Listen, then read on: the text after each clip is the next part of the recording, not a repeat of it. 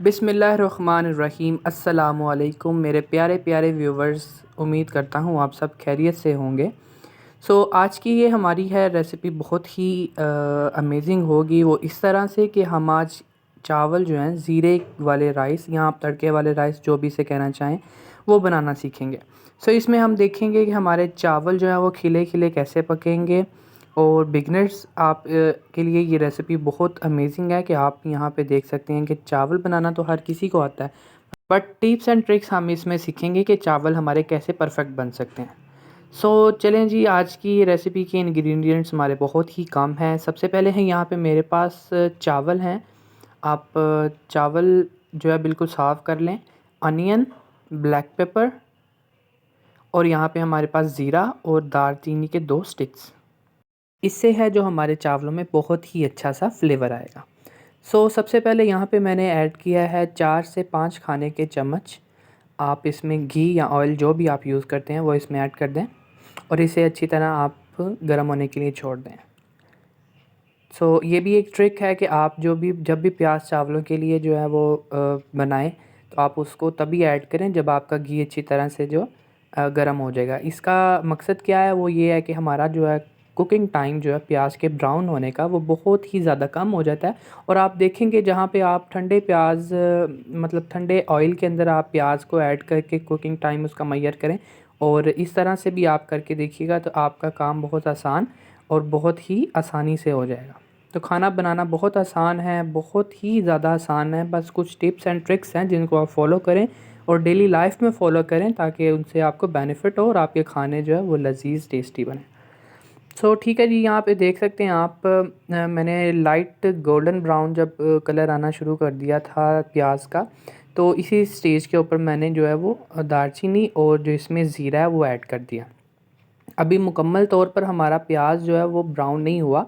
इसी स्टेज के ऊपर जो है वो आपने ज़ीरा और दालचीनी को ऐड करना है ताकि जो हमारे ज़ीरे का फ्लेवर है वो इन्हेंस होकर इसमें आए अच्छी तरह से।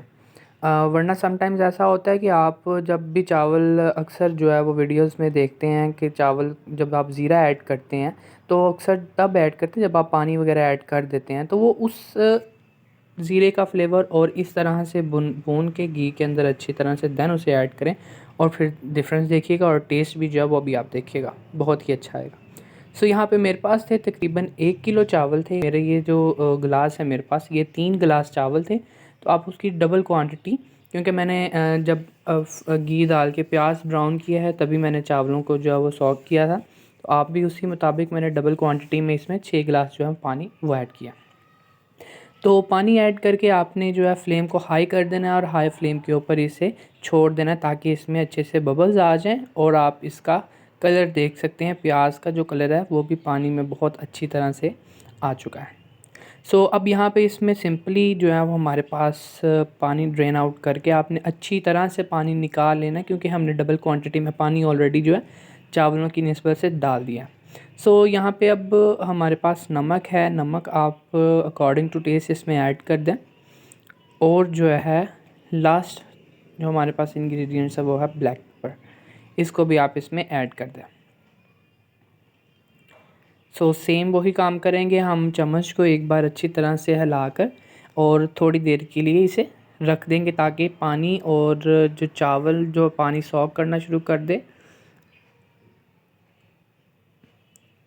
ठीक है, तो इसके बाद आपने इस स्टेज के ऊपर आपने जो है चम्मच हिलाकर अच्छी तरह से देख लेना है। अगर यहाँ पे जो है नमक आपको कम लगे तो आप नमक को टेस्ट करके उसके मुताबिक आप अपने टेस्ट से आप ऐड कर सकते हैं इसमें।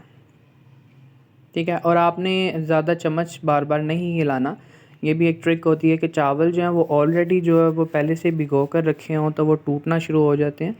उसके बाद पानी ड्राई आउट हो जाएगा तो आपने सिंपली इसे चाहे तो रुमाल की मदद से या सिंपली वैसे ही इसे जो है 3 से 4 मिनट के लिए दम पे रख दें। तो माशाल्लाह से आप देख सकते हैं इसकी शाइन राइस की एक एक चावल जो है वो बहुत ही अच्छा बना है और बिल्कुल ये गले हुए नहीं हैं और खाने में भी बहुत अच्छा टेस्ट देते हैं। तो आप ये रेसिपी ज़रूर ट्राई कीजिएगा बिगनर्स।